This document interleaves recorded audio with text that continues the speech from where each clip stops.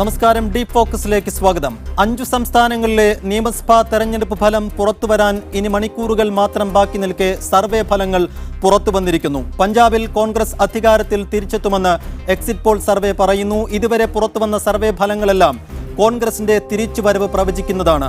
ഉത്തർപ്രദേശിൽ തൂക്കുസഭയായിരിക്കും എന്നാണ് കൂടുതൽ പ്രവചനങ്ങൾ.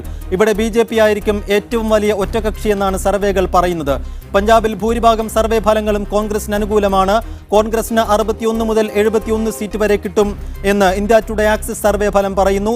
42 മുതൽ 51 സീറ്റ് വരെ ആം ആദ്മിക്കും 4 മുതൽ 7 സീറ്റ് വരെ NDAക്കും ലഭിക്കും. ഉത്തരാഖണ്ഡിൽ BJPയും കോൺഗ്രസും ഒപ്പത്തിനൊപ്പം എന്നാണ് സി വോട്ടർ സർവേ. സീറ്റുകൾ കുറയുമെങ്കിലും ഗോവ BJPക്കൊപ്പം എന്ന സർവേകൾ പറയുന്നു. India TV C voter survey പ്രകാരം BJP 15 മുതൽ 21 വരെ സീറ്റുകൾ നേടും. കോൺഗ്രസ് 12 മുതൽ 18 സീറ്റുകൾ വരെ നേടുമെന്നാണ് സർവേ ഫലം.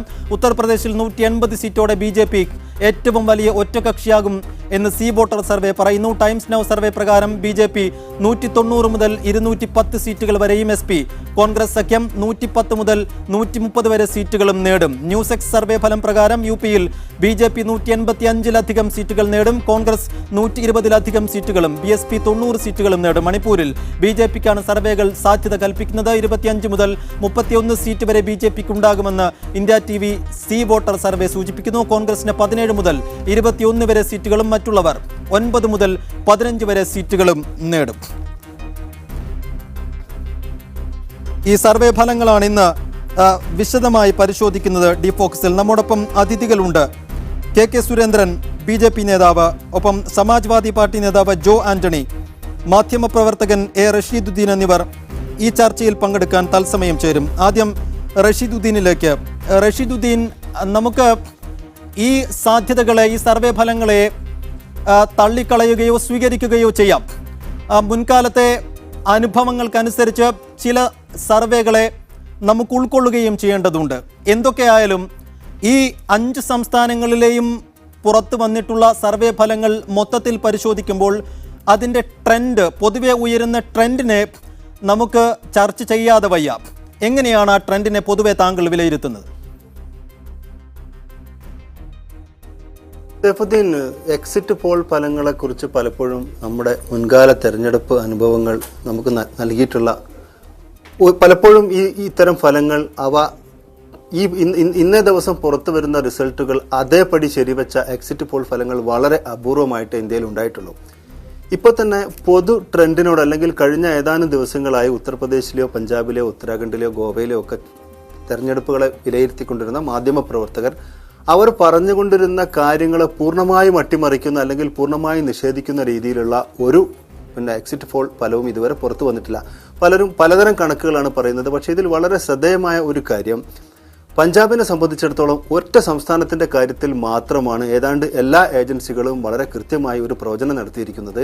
അവിടെ കോൺഗ്രസ് തീർച്ചയായും അധികാരത്തിൽ തിരിച്ചു വരും. ഇങ്ങനെ അധികാരത്തിൽ തിരിച്ചു വരും, അല്ലെങ്കിൽ ആം ആദ്മി പാർട്ടി കോൺഗ്രസിന്റെ ഒപ്പത്തിനൊപ്പം നിൽക്കും എന്നത് ഒഴിച്ചു കഴിഞ്ഞാൽ കേന്ദ്ര സർക്കാരിന് നേതൃത്വം നൽകുന്ന ഭാരതീയ ജനതാ പാർട്ടിയും അതുപോലെ കഴിഞ്ഞ 2 തവണയായി പഞ്ചാബ് ഭരിക്കുന്ന ശിരോമണി അകാലിദളും തമ്മിലുള്ള സഖ്യം, ഈ സഖ്യം വളരെ ദയനീയമായ രീതിയിൽ പഞ്ചാബിൽ ഇത്തവണ പിന്നിലേക്ക് പോകും എന്ന് ഏതാണ്ട് എല്ലാ സർവേകളും വളരെ അവരുടെ എല്ലാം കണ്ടെത്തലുകൾ വളരെ വ്യക്തമായി പറയുന്നുണ്ട്. എന്നാൽ മറ്റ് സംസ്ഥാനങ്ങളുടെ കണക്കുകൾ എടുത്തു നോക്കുകയാണെങ്കിൽ ഇപ്പോൾ ഗോവയുടെ കാര്യം, ഗോവ മനോഹർ പരിക്കറിനെ സംബന്ധിച്ചിടത്തോളം, കേന്ദ്ര പ്രതിരോധ മന്ത്രി മനോഹർ പരിക്കർ, അദ്ദേഹത്തെ സംബന്ധിച്ചിടത്തോളം ഒരു അഭിമാന സംസ്ഥാനം തന്നെയായിരുന്നു. അദ്ദേഹം നേരിട്ടായിരുന്നു തെരഞ്ഞെടുപ്പ് പ്രചരണം നയിച്ചത്.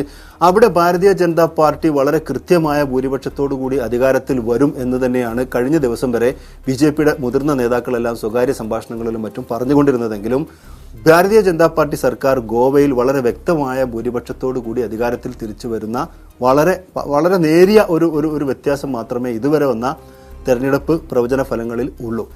മണിപ്പൂരിനെ സംബന്ധിച്ചിടത്തോളം BJPക്ക് വളരെ പ്രതീക്ഷ നൽകിക്കൊണ്ട് BJP ചരിത്രത്തിൽ ആദ്യമായി ആ സംസ്ഥാനത്ത് നല്ലൊരു പോരാട്ടം കാഴ്ചവെച്ചിരിക്കുന്നു. മണിപ്പൂരിൽ BJP മുന്നിലെത്തുക പോലും ചെയ്തേക്കാമെന്ന് ചില അഭിപ്രായ സർവേകൾ പ്രവചിക്കുന്നുണ്ട്.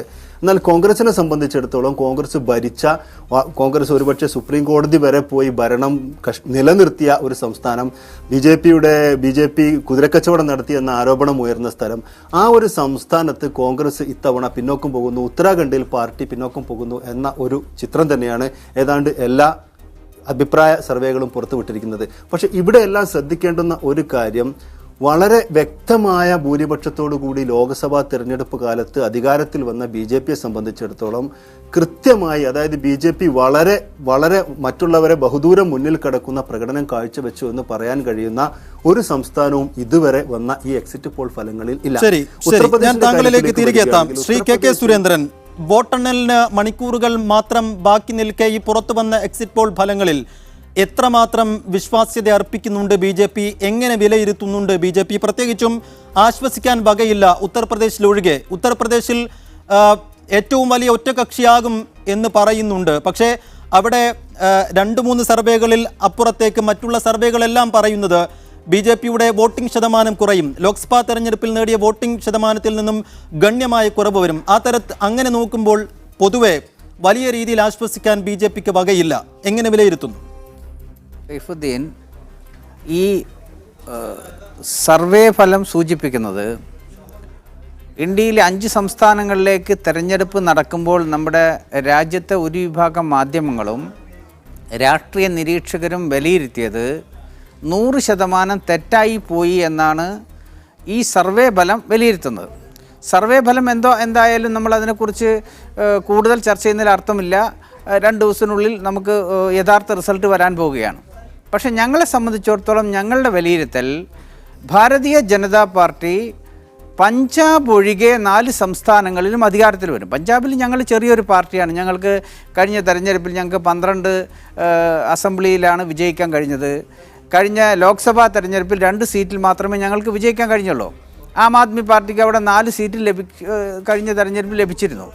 പക്ഷേ ഈ തെരഞ്ഞെടുപ്പ് ഫലം ഈ സർവേ ഫലം തെളിയിക്കുന്നത് BJP ജനങ്ങളുടെ മുന്നിൽ വെച്ച വികസന അജണ്ട ജനങ്ങൾ സ്വീകരിച്ചിരിക്കുന്നു എന്നാണ്. കാരണം വികസനമാണ് ജനങ്ങളുടെ മുന്നിൽ BJP അവതരിപ്പിച്ച ഈ തെരഞ്ഞെടുപ്പിൽ. നമ്മുടെ രാജ്യത്ത് കുടിവെള്ളമെത്താത്ത മേഖല, വികസനമെത്താത്ത മേഖല, വെളിച്ചമെത്താത്ത മേഖല, തൊഴിലില്ലാത്ത മേഖല, ഈ മേഖലയിലൊക്കെ ജനങ്ങളിൽ അനുഭവിക്കുന്ന പ്രയാസങ്ങൾ, ആ പ്രയാസങ്ങൾക്ക് ഒരു അറുതി വരുത്താൻ പര്യാപ്തമായ രീതിയിലുള്ള ഒരു ഗവൺമെൻറ് ഈ മേഖലയിൽ വരണം. പ്രത്യേകിച്ച് ഉത്തർപ്രദേശ്, ഉത്തരാഖണ്ഡ്, മണിപ്പൂർ തുടങ്ങിയ സംസ്ഥാനങ്ങൾ. ഇപ്പം മണിപ്പൂരിൽ നമുക്ക് സർവേ ഫലമൊക്കെ വരുന്നത് കാരണം ഞങ്ങൾക്ക് അവിടെ കഴിഞ്ഞ അസംബ്ലി തെരഞ്ഞെടുപ്പിൽ ഒരു സീറ്റ് പോലും ലഭിച്ചില്ല. ബൈ ഇലക്ഷനിലാണ് ഞങ്ങൾക്ക് അവിടെ സീറ്റ് ലഭിച്ചത്. കഴിഞ്ഞ ബൈ ഇലക്ഷനിലാണ് നിയമസഭാ പ്രാതിനിധ്യം പോലും ലഭിച്ചത്. അവിടെയൊക്കെ ഞങ്ങൾ അധികാരത്തിൽ വരുമെന്ന എക്സിറ്റ് പോൾ ഫലങ്ങൾ, അതായത് ഒട്ടുമിക്ക എക്സിറ്റ് പോളുകളുടെ ഫലങ്ങളും ഈ പഞ്ചാബ് ഒഴികെയുള്ള 4 സംസ്ഥാനങ്ങളിലും BJP ഭൂരിപക്ഷം നേടുമെന്നാണ് ഭൂരിപക്ഷം സർവേകളും വ്യക്തമാക്കുന്നത്. അതുകൊണ്ട് ഭാരതീയ ജനതാ പാർട്ടിക്കെതിരെ പ്രത്യേകിച്ച് ഡിമോണിറ്റൈസേഷൻ കാലഘട്ടത്തിലും അതിനുശേഷവും രാജ്യത്ത് അഴിച്ചുവിട്ട വ്യാജ പ്രചരണങ്ങൾ ജനങ്ങൾ തള്ളിക്കളഞ്ഞിരിക്കുന്നു എന്നാണ് ഈ എക്സിറ്റ് പോൾ ഫലങ്ങൾ തെളിയിക്കുന്നത്. ശരി, കേന്ദ്ര സർക്കാരിൻ്റെ വിലയിരുത്തലായിരിക്കുമോ ഈ തെരഞ്ഞെടുപ്പ് എന്ന കാര്യം നമുക്ക് ചർച്ച ചെയ്യേണ്ടതുണ്ട്. അതിനു മുമ്പായി നമ്മോടൊപ്പം ജോ ആൻ്റണി, സമാജ്വാദി പാർട്ടി നേതാവ് കൂടിയുണ്ട്. ശ്രീ ജോ ആൻ്റണി, താങ്കൾക്കൊരു പക്ഷേ ഉത്തർപ്രദേശിലെ തെരഞ്ഞെടുപ്പ് മാത്രമായിരിക്കും ഒരു പക്ഷേ വിലയിരുത്താനുണ്ടാവുക. മൊത്തത്തിൽ താങ്കൾക്ക് വിലയിരുത്താനുണ്ടാവും, പക്ഷേ നമുക്ക് സമയപരിമിതിയുണ്ട്. UPയിൽ ഇപ്പോൾ വന്നിരിക്കുന്ന എല്ലാ സർവേകളും നിങ്ങൾക്ക് അനുകൂലമല്ല, നിങ്ങൾക്ക് സന്തോഷം പകരുന്നതല്ല. അതെങ്ങനെ സംഭവിച്ചു? ഒരുപക്ഷെ വലിയൊരു ഇമേജ് ഉള്ള നേതാവാണ് അഖിലേഷ് യാദവ്. അദ്ദേഹത്തിന് ഈ സമയം വരെ യാതൊരു തരത്തിലുള്ള കറകളുമില്ല. കോൺഗ്രസിൻ്റെ പിന്തുണ കൂടി ഇപ്പോൾ ലഭിച്ചിട്ടുമുണ്ട്. എന്നിട്ട് പോലും എന്തുകൊണ്ടാണ് UPയിൽ ഈ എക്സിറ്റ് പോൾ ഫലങ്ങളെല്ലാം നിങ്ങളുടെ ഈ കോയലേഷനെതിരായി വരുന്നത്, BJPക്ക് അനുകൂലമായി വരുന്നത്? എത്രമാത്രം വിശ്വാസ്യത കൽപ്പിക്കുന്നുണ്ട് ഈ എക്സിറ്റ് പോൾ ഫലങ്ങളിൽ താങ്കൾ?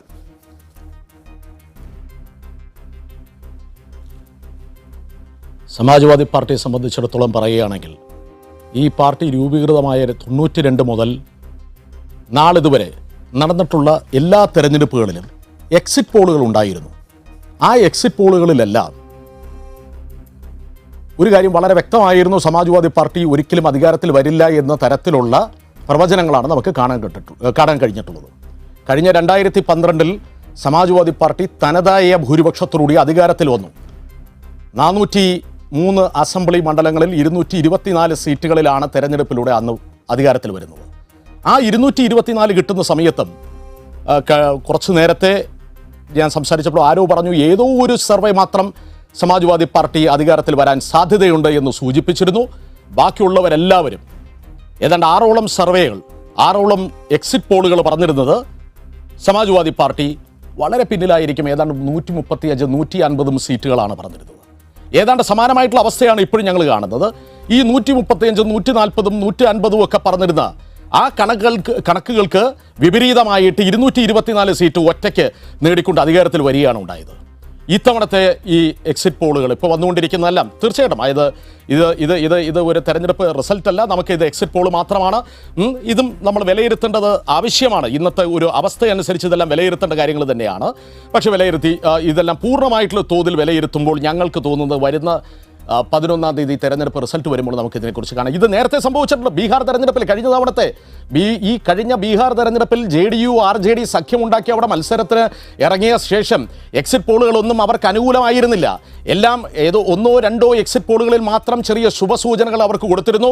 മറ്റുള്ള എല്ലാ എക്സിറ്റ് പോളുകളും പറഞ്ഞിരുന്നത് പൊതുവായ സൂചനകൾ നൽകാറുണ്ട്. ശ്രീ ജോ ആന്റണി, എല്ലാ എക്സിറ്റ് പോൾ ഫലങ്ങളും നാളിതുവരെയുള്ള എല്ലാ എക്സിറ്റ് പോൾ ഫലങ്ങളും 1 or 2 നമുക്ക് തള്ളിക്കളയാം. പക്ഷെ അതിലെല്ലാം ഒരു പൊതുവെയുള്ള ട്രെൻഡ് ഉണ്ടാവാറുണ്ട്. ആ ട്രെൻഡ് ഇതുവരെയുള്ള ഓരോ തെരഞ്ഞെടുപ്പുകളിലെയും എക്സിറ്റ് പോൾ ഫലങ്ങൾ എടുത്ത് പരിശോധിക്കുമ്പോൾ ആ ട്രെൻഡ് തെറ്റിയതായി വലിയ ഏറെക്കുറെ എല്ലാം ആ ട്രെൻഡുകൾ ശരിയായ മട്ടാണ് നമുക്ക് ചരിത്രം പരിശോധിച്ചു കഴിഞ്ഞാൽ. പക്ഷേ ഇവിടെ കാണുന്ന ട്രെൻഡ് അനുസരിച്ചാണ് നമ്മൾ ചർച്ച കൊണ്ടുപോകുന്നത്. അതെ, ഞാൻ അതിനെക്കുറിച്ച് തന്നെയാണ് ഞാൻ നേരത്തെ സൂചിപ്പിച്ചത്. നമ്മൾ ഈ ട്രെൻഡുകളെല്ലാം അവലോകനം ചെയ്യുന്ന സമയത്ത് നമ്മുടെ കയ്യിലുള്ള ഡേറ്റയും കൂടി നമ്മളൊന്ന് പരിശോധിക്കേണ്ടതായിട്ടുണ്ട്. നമ്മുടെ കയ്യിലുള്ള ഡേറ്റ എന്താണ്? 1993 നടന്ന തെരഞ്ഞെടുപ്പിൽ SP-യും BSP-യും തമ്മിൽ സഖ്യത്തിലായിരുന്നു. അന്ന് SP-യോ BSP-യോ അധികാരത്തിൽ വരുമെന്ന് അന്ന് ഇത്രയും എക്സിറ്റ് പോൾ ഗ്രൂപ്പുകളൊന്നില്ലായിരുന്നു. അന്ന് നിലവിലുണ്ടായിരുന്നവർ പറഞ്ഞു ഒരു കാരണവശാലും അവിടെ സമാജ്വാദി പാർട്ടി BSP സഖ്യം വരില്ല എന്ന്. പക്ഷേ അതിന് വിരുദ്ധമായി SP BSP സഖ്യം അന്ന് അധികാരത്തിൽ വന്നു. തുടർന്ന് ഇങ്ങോട്ട് 4 പ്രാവശ്യം നമ്മൾ അധികാരത്തിലെത്തുന്ന സാഹചര്യം ഉണ്ടായിട്ടുണ്ട്. ഈ 4 പ്രാവശ്യവും ഇതുപോലെ ഒരിക്കലും അധികാരത്തിലെത്തുവാൻ സാധ്യതയില്ല എന്നുള്ളതാണ് ചൂണ്ടിക്കാണിച്ചു തരുന്നത്. അതുകൊണ്ട് തന്നെ ഞാനിതിന് ഈ എക്സിറ്റ് പോളിന് ഇന്ന് വന്നിരിക്കുന്ന എക്സിറ്റ് പോളിന് വലിയ വില കൽപ്പിക്കുന്നില്ല. തീർച്ചയായിട്ടും 11-ാം തീയതി റിസൾട്ട് ഇതിന് വിപരീതമായിരിക്കുമെന്ന് കരുതുന്നു. ശരി, യുപിയെ പ്രത്യേകമായി തന്നെ നമുക്ക് വിലയിരുത്തേണ്ടതുണ്ട്. റഷീദുദ്ദീൻ, ഈ യുപിയിൽ പല ഘട്ടങ്ങളിലായി തെരഞ്ഞെടുപ്പ് നടന്നതുകൊണ്ട് ഈ ഏജൻസികൾക്ക് സൂക്ഷ്മമായുള്ള ഒരു പരിശോധനയ്ക്കുള്ള സമയം ലഭിച്ചിട്ടുണ്ട്. അവിടെ ഈ UP SP കോൺഗ്രസ് സഖ്യം എത്രമാത്രം വർക്കൗട്ടാവും എന്നതിനെ ആശ്രയിച്ചിരിക്കും അവരുടെ ഭാവിയും BJPയുടെ ഭാവിയും. നിലവിൽ നമ്മൾ നേരത്തെയൊക്കെ സൂചിപ്പിച്ചതുപോലെ അഖിലേഷ് യാദവിന് മികച്ച ഒരു ഇമേജ് ഉണ്ട്. പക്ഷേ മുലായം സിംഗ് യാദവ് കഴിഞ്ഞ തെരഞ്ഞെടുപ്പിൽ 300 റാലികളിലാണ് അദ്ദേഹം പങ്കെടുത്തത്, പ്രസംഗിച്ചത്. പക്ഷേ ഇത്തവണ ആകെ 3 റാലികളിൽ. അങ്ങനെ വരുമ്പോൾ മുലായം സിംഗ് യാദവ് എത്രമാത്രം ഈ പ്രചാരണ രംഗത്തേക്ക് ഇറങ്ങി, അങ്ങനെ ഇറങ്ങാത്തത് എത്രമാത്രം ആ പാർട്ടിയെ ബാധിക്കും, അങ്ങനെയൊക്കെ കൂടി നോക്കുമ്പോൾ ഈ എക്സിറ്റ് പോൾ ഫലങ്ങൾ നമുക്ക് UPയെ മാത്രം എടുത്ത് പരിശോധിക്കുകയാണെങ്കിൽ എത്രമാത്രം ഈ UPയുടെ കാര്യത്തിൽ കാണുന്ന ട്രെൻഡ് എത്രമാത്രം ശരിയാവാൻ സാധ്യതയുണ്ട്? സൈഫുദ്ദീൻ, ഉത്തർപ്രദേശിന്റെ കാര്യത്തിൽ ഇപ്പോൾ പുറത്തു വന്നിരിക്കുന്ന എക്സിറ്റ് പോൾ ഫലങ്ങൾ തെറ്റും എന്ന ഉറച്ച ബോധ്യമാണ് ആ സംസ്ഥാനത്ത് കൂടെ യാത്ര ചെയ്ത സാഹചര്യത്തിൽ എനിക്കുള്ളത്. അതിനൊന്നാമത്തെ കാരണം ഇപ്പോൾ ഉത്തർപ്രദേശിൽ നിന്ന് വന്നിരിക്കുന്ന തെരഞ്ഞെടുപ്പ് എക്സിറ്റ് പോൾ ഫലങ്ങളിൽ ഒരുപക്ഷെ ഏറ്റവും കൂടുതൽ യുക്തിഭദ്രമെന്ന് തോന്നിയിരിക്കുന്നത് ABPയും അതുപോലെ CSDSും ചേർന്ന് നടത്തിയിരിക്കുന്ന ഒരു സർവേയാണ്. ഈ സർവേ ഏകദേശം ഒരു 180 മുതൽ 183 വരെ സീറ്റ് സമാജ്വാദി പാർട്ടി കോൺഗ്രസ് സഖ്യത്തിന് കൊടുക്കുന്നു. 170 സീറ്റാണ് BJPക്ക് നൽകുന്നത്. അതിന് താഴെയാണ് BSPയുടെ സ്ഥാനം. പക്ഷെ ഒന്നുകൂടി സൂക്ഷ്മമായി ഈ സർവേ നമ്മൾ പഠിക്കുകയാണെങ്കിൽ ആദ്യത്തെ 3 ഘട്ടങ്ങളിൽ, അതായത് 1, 2, 3 ഘട്ടങ്ങളിൽ BJPക്ക് ഈ ഘട്ടങ്ങളിൽ നിന്നെല്ലാം കൂടി ഒരു 81 സീറ്റെങ്കിലും ലഭിക്കും എന്ന ഒരു കണ്ടെത്തൽ ഈ സർവേയുടെ അകത്തുണ്ട്. അത് ആ സംസ്ഥാനത്തിൻ്റെ യാഥാർത്ഥ്യങ്ങളുമായി എത്രത്തോളം പൊരുത്തപ്പെട്ട് നിൽക്കുന്നതാണ് എന്ന് എനിക്ക് തീർത്ത് പറയാൻ കഴിയില്ല. കാരണം 1-ാം ഘട്ടത്തിൽ BJP എന്തുകൊണ്ട് വർഗീയ പ്രചാരണങ്ങൾ നടത്തിയില്ല എന്നത് ഒരു ചോദ്യം നമ്മുടെ മുമ്പാകെ ഉണ്ടായിരുന്നു. കഴിഞ്ഞ തവണ ലോക്സഭാ തെരഞ്ഞെടുപ്പ് കാലത്ത് BJPക്ക് ഏറ്റവും അധികം സീറ്റുകൾ നേടാൻ സഹായിച്ച മുസഫർ നഗർ കലാപം, ആ കലാപവുമായി ബന്ധപ്പെട്ട സ്ഥാനാർത്ഥികൾ പോലും സ്വന്തം മണ്ഡലങ്ങളിൽ, അതായത് ആ കലാപത്തിൽ പങ്കെടുത്തതായി ആരോപണം നേരിട്ട സ്ഥാനാർത്ഥികൾ പോലും സ്വന്തം മണ്ഡലങ്ങൾക്ക് പുറത്തേക്ക് പ്രചരണത്തിന് പോവുകയോ അത്തരം കാര്യങ്ങൾ സംസാരിക്കുകയോ ചെയ്തിട്ടില്ല. അവിടെ BJP ഭയപ്പെട്ടത് സമാജ്വാദി പാർട്ടി കോൺഗ്രസ് സഖ്യവും BSPക്കും ഇടയിൽ മുസ്ലിം വോട്ട് കൺസോളിഡേറ്റ് ചെയ്യും, അങ്ങനെ ചെയ്തു കഴിഞ്ഞാൽ BJPക്ക് അത് ദോഷം ചെയ്യും എന്ന് വിലയിരുത്തിക്കൊണ്ട് വളരെ ശ്രദ്ധിച്ചാണ് BJP മുന്നോട്ട് പോയത്. പക്ഷേ നമുക്ക് മനസ്സിലാക്കാൻ കഴിഞ്ഞിടത്തോളം ബഹുജൻ സമാജ്വാദി പാർട്ടിയും ഏകദേശം ഇതേ മട്ടിലുള്ള ഒരു തന്ത്രം സ്വീകരിച്ചതുകൊണ്ട് സമാജ്വാദി പാർട്ടി കോൺഗ്രസ് സഖ്യത്തിനാണ് ഈ മേഖലയിൽ നേരിയ ഒരളവിലെങ്കിലും എഡ്ജ് ഉണ്ടായത് എന്നാണ് മനസ്സിലാകുന്നത്. രണ്ടാം ഘട്ടത്തിൽ വളരെ വ്യക്തമായി തന്നെ സമാജ്വാദി പാർട്ടിക്ക് എഡ്ജ് ഉണ്ടായിരുന്നു. മൂന്നാം ഘട്ടത്തിലും സമാജ്വാദി പാർട്ടിക്ക് തന്നെയായിരുന്നു മറ്റെല്ലാ കക്ഷികളെക്കാളും മുൻതൂക്കം ഉണ്ടായിരുന്നത്. ഇതിന് ശേഷം മാത്രമാണ് നേരത്തെ നാം പ്രധാനമന്ത്രിയുടെ പ്രസംഗങ്ങളിൽ കേട്ടതുപോലെ ഹിന്ദു ബിജ്ലി അല്ലെ ഹിന്ദു വൈദ്യുതി, മുസ്ലിം വൈദ്യുതി, അങ്ങനെയുള്ള വളരെ താഴ്ന്ന നിലവാരത്തിലുള്ള ഒരു പ്രചാരണ തന്ത്രവുമായി പാർട്ടി മുന്നോട്ട് പോയതും തുടർന്ന് അങ്ങോട്ടുള്ള എല്ലാ ഘട്ടങ്ങളിലും ഏറ്റവും ഒടുവിലെത്തിയപ്പോൾ ഒരു ചെറിയ ശതമാനം BJP അല്ലെങ്കിൽ ഒരു 40-50 സീറ്റുകളുടെ താഴെയായിരിക്കും BJP എന്ന് മനസ്സിലായതുകൊണ്ട് തന്നെയാണ് പ്രധാനമന്ത്രി വാരണാസി നഗരത്തിൽ തമ്പടിച്ചുകൊണ്ട് അവസാനത്തെ 2 ഘട്ടങ്ങളിലെ തെരഞ്ഞെടുപ്പ് ഫലത്തെ എങ്ങനെയെങ്കിലും സ്വാധീനിക്കണം എന്ന ലക്ഷ്യത്തോടു കൂടി മുന്നോട്ട് പോയിരിക്കുന്നത്. പക്ഷേ ആ ഘട്ടങ്ങളിലെ കണക്കെടുത്ത് പരിശോധിക്കുകയാണെങ്കിൽ 21 സീറ്റും അതുപോലെ മറ്റു 6ാമത്തെ അല്ലെങ്കിൽ 7ാമത്തെ ഘട്ടത്തിൽ 15 സീറ്റും 6ാമത്തെ ഘട്ടത്തിൽ 18 മുതൽ 24 വരെ സീറ്റും മാത്രമാണ് ഈ ഒരു സർവേ നൽകിയിരിക്കുന്നത്. അപ്പോൾ അതിൽ നിന്ന് നമുക്ക് മനസ്സിലാക്കാൻ കഴിയുന്നത് UPയുടെ ഈ വിവിധ ഘട്ടങ്ങൾ എടുത്തുകൊണ്ട് പരിശോധിച്ചു കഴിഞ്ഞാൽ സമാജ്വാദി പാർട്ടിക്ക് നഷ്ടം പറ്റുമെന്ന് പൊതുവെ എല്ലാ മാധ്യമങ്ങളും വിലയിരുത്തിയ 4ാം ഘട്ടത്തിൽ ഈ ഒരു കണക്ക് പ്രകാരം സമാജ്വാദി പാർട്ടിക്ക് അല്പം സീറ്റ് മുമ്പിൽ കിട്ടുന്നുണ്ട്. അപ്പോൾ മൊത്തത്തിൽ കണക്കിലെടുക്കുമ്പോൾ സമാജ്വാദി പാർട്ടിക്കും BSPക്കും ഇടയിൽ തന്നെയാണ് യഥാർത്ഥത്തിൽ UPയിൽ ഫൈറ്റ് നടന്നിട്ടുള്ളത്. ഈ ഫൈറ്റിന്റെ ഭാഗമായി സമാജ്വാദി പാർട്ടി ഒരല്പം മുമ്പിൽ നിൽക്കുന്നു എന്ന് ഏകദേശം എല്ലാ സർവേകളും പറയുന്നുണ്ട്. ഇപ്പൊ ഏറ്റവും പൊതുവെ ഞാനിപ്പോൾ സംസാരിച്ചു കൊണ്ടിരിക്കുന്നതിനിടെ BBC-ക്ക് അഖിലേഷ് യാദവ് നൽകിയിരിക്കുന്ന ഒരു അഭിമുഖത്തിൽ അദ്ദേഹം ഒരു കാര്യം വ്യക്തമാക്കി. രാഷ്ട്രപതി ഭരണത്തിന് ഉത്തർപ്രദേശിനെ വിട്ടുകൊടുക്കുന്ന ഒരു സാഹചര്യം ഉണ്ടാവില്ല. എന്തായാലും സമാജ്വാദി പാർട്ടി കോൺഗ്രസ് സഖ്യം സംസ്ഥാനം ഭരിക്കും. അങ്ങനെ ഒരു സാഹചര്യം ഉണ്ടാവുകയാണെങ്കിൽ, അതായത് BJP നിയന്ത്രിക്കുന്ന ഒരു രാഷ്ട്രപതി ഭരണത്തിലേക്ക് ഉത്തർപ്രദേശ് പോകുന്ന സാഹചര്യം ഉണ്ടാവാതിരിക്കാൻ എന്താണോ ചെയ്യേണ്ടത് അത് ഈ സഖ്യം ചെയ്യും എന്ന് പറഞ്ഞിരിക്കുന്നു. ഇതിന് ഒരു മറുവശമുള്ളത് മായാവതിയുടെ പിന്തുണ അവർ നേടുമെന്നാണ്. ഇക്കാര്യം മായാവതിയാണ് പറഞ്ഞിരുന്നത് എങ്കിൽ കുറെ കൂടെ UPയിലെ സാഹചര്യങ്ങൾ വ്യക്തമാകുമായിരുന്നു. കാരണം മായാവതി അവരുടെ ചരിത്രത്തിൽ ഇന്നേ വരെ ഒരു രാഷ്ട്രീയ പാർട്ടിക്കും പിന്തുണ കൊടുത്തിട്ടില്ല. മറ്റു രാഷ്ട്രീയ പാർട്ടികളിൽ നിന്ന് പിന്തുണ വാങ്ങിയ ചരിത്രം മാത്രമേ മായാവതിക്കുള്ളൂ. അപ്പോൾ മായാവതി വളരെ ദുർബലയാവുക. ഈ സർവേകളിലെല്ലാം പറയുന്നത് പോലെ Shri K K Surendran trend വെച്ച് വിലയിരുത്തുമ്പോൾ നിങ്ങൾക്ക് നേരിയ തിരിച്ചടി ഉണ്ടാവാനുള്ള സാധ്യത തന്നെയാണ് UPയിൽ. പക്ഷേ അവിടെ നിങ്ങൾക്ക് വലിയ രീതിയിലുള്ള ഒരു മുന്നേറ്റം നടത്താനുള്ള സാഹചര്യമുണ്ടായിരുന്നു. എല്ലാ അർത്ഥത്തിലും നിങ്ങൾക്ക് മുന്നിലുണ്ടായിരുന്ന ഏറ്റവും വലിയ ശത്രുക്കൾ SP ആയിരുന്നു. അവിടെ പടലപ്പിണക്കങ്ങളായിരുന്നു. മുലായം സിംഗ് യാദവും അഖിലേഷ് യാദവും പരസ്പരം പരസ്യമായി പോരടിച്ച നിമിഷങ്ങൾ നമ്മൾ കാണുക ചെയ്തു. ഇതൊക്കെ ഉണ്ടായിട്ടും മുന്നേറ്റമുണ്ടാക്കാനുള്ള പല അവസരങ്ങൾ നിങ്ങൾക്കുണ്ടായി. പക്ഷേ ഇപ്പോൾ ഈ ട്രെൻഡ് അനുസരിച്ച് നമുക്ക് വിലയിരുത്തുകയാണെങ്കിൽ ആ അർത്ഥത്തിലുള്ള മുന്നേറ്റം, ആ പാർട്ടിയിൽ ഉണ്ടായ പടലപ്പിണക്കങ്ങൾ അല്ലെങ്കിൽ അവിടുത്തെ സാഹചര്യം കൃത്യമായി മുതലാക്കാൻ നിങ്ങൾക്ക് സാധിച്ചിട്ടില്ല എന്ന് വിലയിരുത്തേണ്ടി വരും.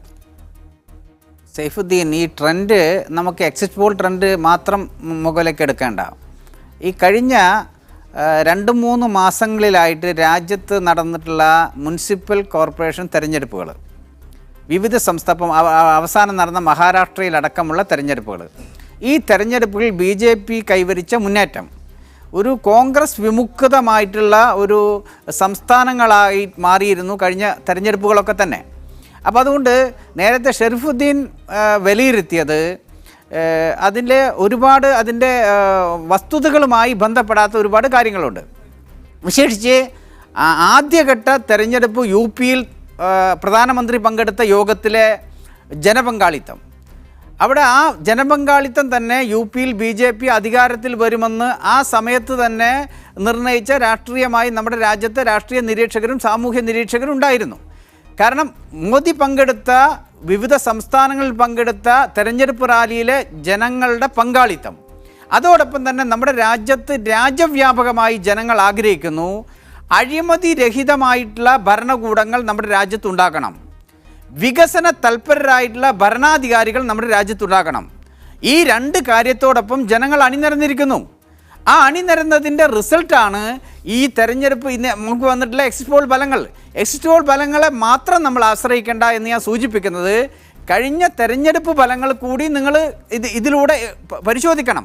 കഴിഞ്ഞ പഞ്ചായത്ത് മുനിസിപ്പൽ കോർപ്പറേഷൻ തെരഞ്ഞെടുപ്പുകൾ കൂടി അതിൻ്റെ ഫലം കൂടി പരിശോധിച്ച് കഴിഞ്ഞാൽ മനസ്സിലാകും ഈ വരാൻ പോകുന്ന ഈ റിസൾട്ട് 11-ാം തീയതി നടക്കാൻ പോകുന്ന തെരഞ്ഞെടുപ്പ് ഫലം തെളിയിക്കുന്നത് BJP ഇന്ത്യയിലാകമാനം അധികാരത്തിൽ വരാൻ പോകുന്നു. പഞ്ചാബിനെ സംബന്ധിച്ചിടത്തോളം നേരത്തെ ഞാൻ സൂചിപ്പിച്ചു, പഞ്ചാബിൽ ഞങ്ങൾ അവിടുത്തെ അകാലിദളിൻ്റെ ഒരു ഘടകകക്ഷി മാത്രമാണ്, ചെറിയൊരു രാഷ്ട്രീയ പാർട്ടി മാത്രമാണ്. 10 വർഷമായി അകാലിദൾ BJP സഖ്യമാണ് അവിടെ ഭരിക്കുന്നത്. ആ ഭരിക്കുന്നതിൻ്റെ ഒരു ആൻറ്റി ഇൻകംബൻസി ഫാക്ടർ അവിടെ തീർച്ചയായിട്ടും പ്രതിഫലിച്ചിട്ടുണ്ടാകാം. അതും അവിടെയും നമ്മൾ പരിശോധിക്കേണ്ടത്, അവിടെയും രണ്ടാമത്തെ കക്ഷിയായിട്ട് വളർന്ന് വരുന്നത് ഈ എക്സിറ്റ് പോൾ ഫലം സൂചിപ്പിക്കുന്നത് കോൺഗ്രസ് അല്ല. കോൺഗ്രസിനെ രാജ്യത്ത് മുഴുവൻ ജനങ്ങളും തള്ളിക്കളയുന്ന സാഹചര്യം, അവിടെ ആം ആദ്മി പാർട്ടിയെ സ്വീകരിക്കുന്ന ഒരു നിലപാടാണ് അവിടെ ജനങ്ങൾ സ്വീകരിച്ചായിട്ടാണ് നമ്മൾ റിസൾട്ട് സൂചിപ്പിക്കുന്നത്. അതുകൊണ്ട് കോൺഗ്രസ് വിമുക്ത ഭാരതം എന്ന BJPയുടെ മുദ്രാവാക്യം ജനങ്ങൾ സ്വീകരിച്ചതായിട്ടാണ് ഈ എക്സിറ്റ് പോൾ ഫലങ്ങൾ തെളിയിക്കുന്നത്. ശ്രീ ജോ ആന്റണി, UPയിൽ പല ഘട്ടങ്ങളിലായാണ് തെരഞ്ഞെടുപ്പ് നടന്നത് എന്നുള്ളത് കൊണ്ട് ഏജൻസികൾക്ക് കൃത്യമായ രീതിയിൽ ജനവികാരം മനസ്സിലാക്കാനുള്ള സമയം ലഭിച്ചിട്ടുണ്ട്. അങ്ങനെ വരുമ്പോൾ ഈ എക്സിറ്റ് പോളുകളിലെ ട്രെൻഡിനെ നമുക്ക് തള്ളിക്കളയുക വയ്യ. ഇവിടെ SP കോൺഗ്രസ് സഖ്യം പിന്നോട്ട് പോകും എന്ന എല്ലാ എക്സിറ്റ് പോളുകളും പറയുന്നു. ട്രെൻഡ് അങ്ങനെ തന്നെയുമാണ്. അങ്ങനെ വരുമ്പോൾ SP സമാജ്വാദി പാർട്ടി കൃത്യമായ രീതിയിൽ മുലായം സിംഗും അഖിലേഷ് യാദവും തമ്മിലുള്ള പടലപ്പിണക്കങ്ങളെല്ലാം അവസാന ലാപ്പിൽ തീർന്നു എന്ന് നിങ്ങൾ പറയുന്നുണ്ടെങ്കിലും അത് തീർന്നിട്ടില്ല. ഒറ്റക്കെട്ടായല്ല തെരഞ്ഞെടുപ്പിനെ നിങ്ങൾ അഭിമുഖീകരിച്ചത് എന്നുള്ളതിനുള്ള തെളിവുകളാണ് എക്സിറ്റ് പോൾ ഫലങ്ങൾ. ശ്രീ ജോ ആന്റണി, തെരഞ്ഞെടുപ്പിൽ സമാജ്വാദി പാർട്ടി മുന്നോട്ട് വച്ച ഒരു പ്രമേയം അവിടെ നടന്നിട്ടുള്ള പ്രവർത്തനങ്ങളായിരുന്നു. കഴിഞ്ഞ 5 വർഷങ്ങളായി അഖിലേഷ് യാദവിൻ്റെ നേതൃത്വത്തിലുള്ള ഉത്തർപ്രദേശ് സർക്കാർ ഉത്തർപ്രദേശിൽ എന്തെല്ലാം വികസന പ്രവർത്തനങ്ങൾ ചെയ്തിട്ടുണ്ട് എന്നുള്ളതാണ് അതിൻ്റെ ഒരു റിപ്പോർട്ട് കാർഡാണ് വെച്ചിരിക്കുന്നത്. അത് തെരഞ്ഞെടുപ്പ് പ്രചരണ വേളയിലെല്ലാം അദ്ദേഹം ആവശ്യപ്പെട്ടിരുന്നു നരേന്ദ്രമോദിയോട്, നമ്മുടെ പ്രധാനമന്ത്രിയോട്, കഴിഞ്ഞ 3 വർഷങ്ങളായി കേന്ദ്രം ഭരിച്ചുകൊണ്ടിരിക്കുന്ന നരേന്ദ്രമോദിയുടെ റിപ്പോർട്ട് കാർഡ് താങ്കൾ വയ്ക്കുക, 5 വർഷത്തെ റിപ്പോർട്ട് കാർഡ് ഞാൻ വയ്ക്കുന്നു. അദ്ദേഹം അക്കമിട്ട് പറഞ്ഞിരിക്കുന്നു, അദ്ദേഹം അവിടെ ഉണ്ടാക്കിയിട്ടുള്ള ഇൻഫ്രാസ്ട്രക്ചർ മേഖലയിൽ റോഡ് നിർമ്മാണം, അവിടെയുള്ള വിദ്യാഭ്യാസം, ആരോഗ്യ മേഖല, ചെറുപ്പക്കാർക്കുള്ള തൊഴിലവസരങ്ങൾ സൃഷ്ടിച്ചതിനകത്ത് അങ്ങനെ സമസ്ത മേഖലകളിലും സോഷ്യൽ വെൽഫെയർ സ്കീമുകൾ, പെൻഷൻ സ്കീമുകൾ, ലാപ്ടോപ്പ് വിതരണം ചെയ്തത്, ഇങ്ങനെയുള്ള നിരവധി ഉച്ചഭക്ഷണ സ്കീം, ഇതിനകത്തല്ല ഇങ്ങനെ നിരവധിയായ വിഷയങ്ങളിൽ ആ ഗവൺമെൻറ് കൈവരിച്ച മുന്നേറ്റം, ആ മുന്നേറ്റമാണ് ജനങ്ങളുടെ മുമ്പിലേക്ക് വച്ചിരിക്കുന്നത്. അവിടെയാണ് നമ്മളൊരു കാര്യം മനസ്സിലാക്കേണ്ടത്. 2012 ശേഷം 2014 BJPക്ക് ഒരു മുന്നേറ്റം ഉണ്ടായിരുന്നു എന്നുള്ളതൊരു വസ്തുതയാണ്. BJPക്ക് ഏതാണ്ട് 42% വോട്ട് കിട്ടുകയും ഏതാണ്ട് 403-ൽ 328 330ഓളം അസംബ്ലി സീറ്റുകളിൽ തനതായ ഭൂരിപക്ഷം കൈവരിക്കാനായിട്ടുള്ള ഒരു അവസ്ഥ എന്നുള്ള നിലയിലേക്ക് ഉത്തർപ്രദേശിലെ വോട്ട് നിലവാരം പോയിരുന്നു. പക്ഷേ ഇപ്പോൾ നമ്മൾ എക്സിറ്റ് പോളുകളിലേക്ക് നോക്കുമ്പോൾ ആ 328-ൽ നിന്ന് അവരെ ഏറ്റവും ഉയർന്നത് കൊടുത്തിരിക്കുന്ന 210 അത് 185 175 വരെ ഇതിനകത്ത് കാണുന്നു. ഇതിനു മുമ്പ് റഷീദുദ്ദീൻ സംസാരിച്ചപ്പോൾ സൂചിപ്പിച്ചു, ABPയുടെ സർവേയെക്കുറിച്ച് സൂചിപ്പിച്ചു. ഞാൻ അതിലോട്ട് കിടക്കുന്നില്ല. ഇപ്പോൾ നിലവിൽ എൻ്റെ മുമ്പിലുള്ള സ്ക്രീനിൽ കാണാൻ സാധിക്കുന്ന ഒരു നമ്പറിലേക്ക് മാത്രമാണ് ഞാൻ കിടക്കുന്നത്. അത് വെച്ച് നോക്കുന്ന സമയത്ത് 328-ൽ നിന്ന് 185-ലോട്ട് വരുന്ന ഒരു അവസ്ഥ ഉണ്ടായിട്ടുണ്ടെങ്കിൽ അവിടുത്തെ ജനങ്ങളുടെ മനസ്സിലുണ്ടായിട്ടുള്ള വെറുപ്പ്, അല്ലെങ്കിൽ ജനങ്ങളുടെ മനസ്സിൽ അവർ രേഖപ്പെടുത്തുന്നത്, അവർ സമാജ്വാദി പാർട്ടി മുന്നോട്ട് വെച്ച പ്രമേയവും BJP മുന്നോട്ട് വെച്ചിരിക്കുന്ന പ്രമേയത്തിലും ഉണ്ടായിട്ടുള്ള ഒരു വലിയ സ്വീകാര്യതയാണ് അതിനകത്ത് കാണുന്നത്. ആ സ്വീകാര്യത വോട്ടെണ്ണി തീരുമ്പോൾ ഭൂരിപക്ഷത്തിലേക്ക് വന്ന് നിൽക്കുമെന്നുള്ള കാര്യത്തിൽ ഒരു സംശയവുമില്ല. ബീഹാറിൽ ഞാൻ വീണ്ടും ആവർത്തിക്കുന്നു, സുരേന്ദ്രൻ ഇവിടെ നേരത്തെ സൂചിപ്പിച്ചത് ഇത് കഴിഞ്ഞ തദ്ദേശ സ്വയംഭരണ സ്ഥാപനങ്ങളിലേക്ക് നടന്ന തെരഞ്ഞെടുപ്പിനെ കുറിച്ചാണ്. ഒരു കാര്യം കൂടി അതിനകത്ത് നോക്കുക. ബീഹാറിൽ നടന്ന തെരഞ്ഞെടുപ്പുണ്ട്, ഡൽഹി നിയമസഭയിലേക്ക് നടന്ന തെരഞ്ഞെടുപ്പുണ്ട്. ഇതെല്ലാം ഒന്ന് കൂട്ടത്തിൽ കൂട്ടി വായിച്ചു പോകുന്നത് നല്ലതാണ്. ഏതാണെങ്കിലും അതിൻ്റെ ഒരു തനി ആവർത്തനം ഉത്തർപ്രദേശിൽ ഉണ്ടാകും എന്നുള്ള കാര്യത്തിൽ സംശയമില്ല. കോൺഗ്രസും SP-യും ചേർന്നുള്ള സഖ്യം അത് വളരെ ഹൃദയ ഐക്യത്തോടുകൂടി ഉണ്ടാക്കിയിട്ടുള്ള സഖ്യം തന്നെയാണ്. തീർച്ചയായും ഈ എക്സിറ്റ് പോൾ ഫലങ്ങൾ എത്രമാത്രം ശരിയാകും എന്നറിയാൻ ഇനി മണിക്കൂറുകൾ മാത്രമേ ഉള്ളൂ. അത് ഏതൊക്കെ അർത്ഥത്തിൽ ശരിയാകും എന്ന് വളരെ ഡീറ്റെയിൽ ആയി തന്നെ നമുക്ക് ചർച്ച ചെയ്യേണ്ടതുണ്ടായിരുന്നു. പക്ഷേ സമയപരിമിതി ഇവിടെ തടസ്സമാകുന്നു. വളരെയധികം നന്ദി ശ്രീ സുരേന്ദ്രൻ, ശ്രീ ജോ ആന്റണി, ശ്രീ റഷീദുദ്ദീൻ ഈ ചർച്ചയിൽ പങ്കെടുത്തതിന്. ഡീപ് ഫോക്കസ് ഇവിടെ പൂർണ്ണമാവുന്നു. നമസ്കാരം.